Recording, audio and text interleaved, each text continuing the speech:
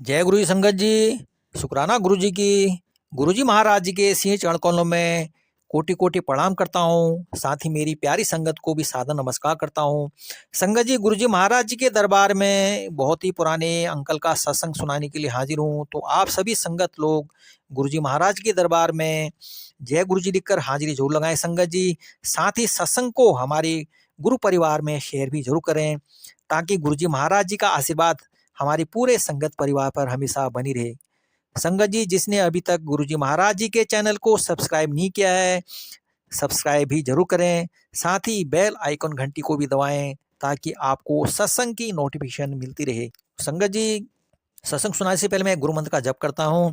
ओम नमः शिवाय, शिव जी सदा सहाय।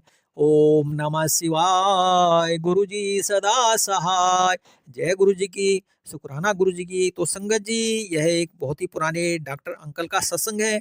तो आप जो है सत्संग को आखिर तक जरूर सुने संगत जी। क्या पता आपके प्रश्न का उत्तर इसी सत्संग में छुपा हो। तो आप ध्यान पूर्वक सुने। संगत जी, डॉक्टर अंकल का सत्संग है। अंकल बोलते हैं, बुधवार 12 अक्टूबर 2005 को सुबह सुबह ही मेरे सहकर्मी डॉक्टर खिलनानी अंकल एम्स में कार्यरत थे। डॉक्टर अंकल का फोन आया कि उस दिन शाम को 5:30 बजे उनके घर में सत्संग का आयोजन है, जिसमें गुरुजी आ रहे हैं। डॉक्टर अंकल ने मुझे पत्नी सहित आने का आग्रह किया। संगत जी, मैंने डॉक्टर अंकल से बोला कि क्या आप महाध्यापक की पदोन्नति का उत्सव मना रहे हो? यह गुरुजी कौन है, उनका नाम क्या है, वह कहाँ से आ रहे हैं? मैंने उन पर प्रश्नों की जो है झड़ी लगा दी। संगत जी, डॉक्टर अंकल ने केवल इतना ही उत्तर दिया कि उनका नाम गुरुजी है। आप जब शाम को उनसे मिलेंगे तो स्वयं ही जान लेना। आप जो है धैर्य रखो। संगत जी, मेरी पत्नी साधु संतों में कोई विश्वास नहीं रखती थी। इस बार जब मैंने उसको यह बात बताई तो उसका उत्तर पहले से अलग था। संभव है इस बार कुछ अंतर हो, चलकर देखेंगे। संगत जी, कुछ देर बाद मैंने अपने परिचित रश्मि आंटी और पंकज अंकल को फोन किया। मैं रश्मि को पिछले 35 साल से जानता हूँ और उनके शादी के पश्चात पंकज को भी। संगत जी, मैं उनसे पंकज के पिता भूतपूर्व प्रधानमंत्री श्री चंद्रशेखर, जिनको मैं स्वयं पिताजी कहकर संबोधित करता था, उनके स्वास्थ्य के बारे में जानना चाह रहा था।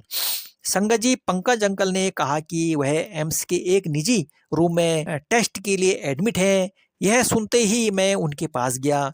संगत जी, बातचीत करते हुए उन्होंने गुरुजी के पहले दर्शन के सत्संग सुनाए। उन्होंने यह भी बताया कि वह नियमित एम्पायर स्टेट में स्थित गुरुजी के छोटे मंदिर में जाते रहे हैं। कैसे गुरुजी ने उनके जीवन का नजरिया ही परिवर्तित कर दिया है और कैसे उनकी दया से पिताजी का स्वास्थ्य सुधर रहा है। संगत जी, फिर रश्मि आंटी ने मेरे से पूछा, क्या आप डॉक्टर खिलनानी को जानते हैं? मैंने उनसे इस प्रश्न का कारण जानना चाहा, क्योंकि उनका नाम अभी तक अपनी बातचीत में नहीं उभरा था।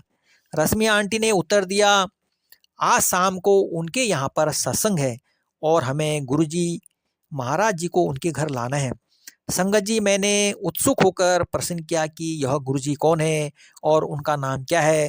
रश्मि आंटी ने मुझे धैर्य रखकर शाम को स्वयं ही सब जान लेने को कहा। संगत जी, मैं यह प्रसंग इतने विस्तार में इसलिए सुन रहा हूँ कि कार्य समय आने पर ही सब पूर्ण होते हैं। जब तक गुरुजी का संदेश ना हो, उनके दर्शन संभव नहीं है। इसी कारण दो मित्रों से गुरुजी के बारे में सुनकर यही संदेश मिला कि आकर दर्शन और आशीर्वाद ग्रहण करो। संगत जी, यह संपूर्ण संगत गुरुजी के दर्शन, कृपा और दया से धन्य है। इस जीवन काल में यह सुअवसर देने के लिए हम गुरुजी के अत्यंत आभारी हैं।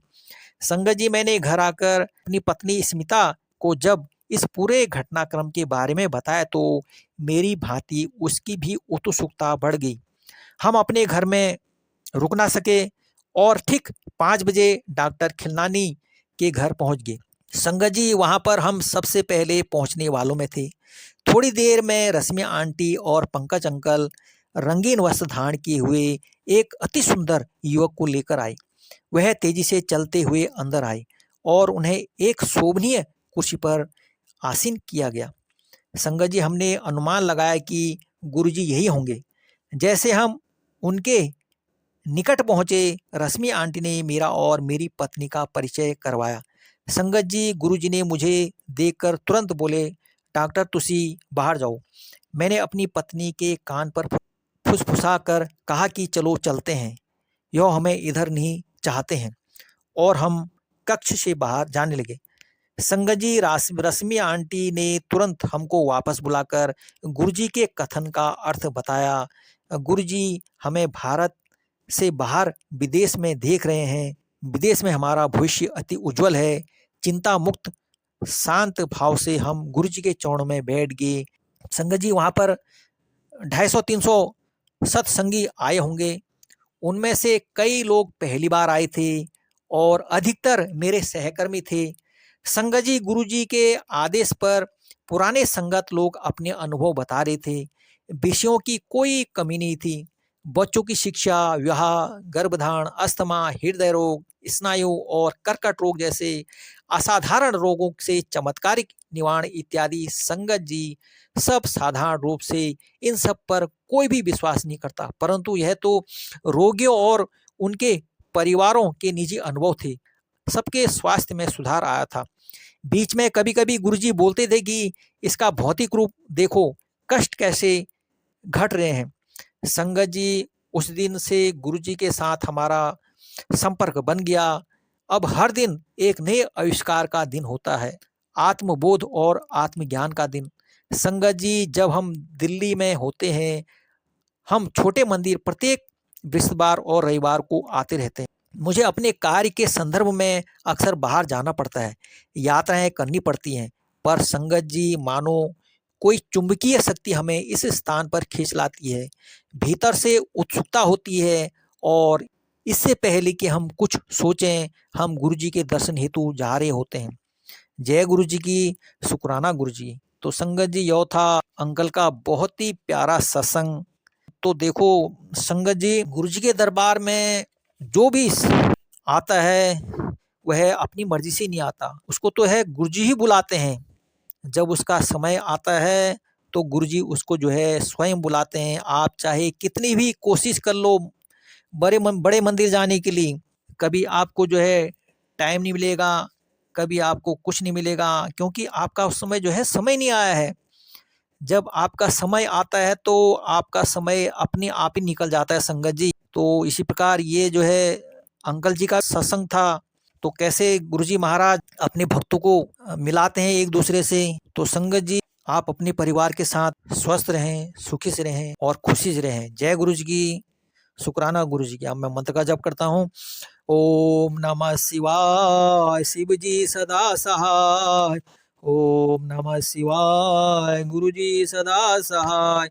जय गुरुजी की। अनंतम अनंतम शुक्राना मेरे गुरुदेव महाराज।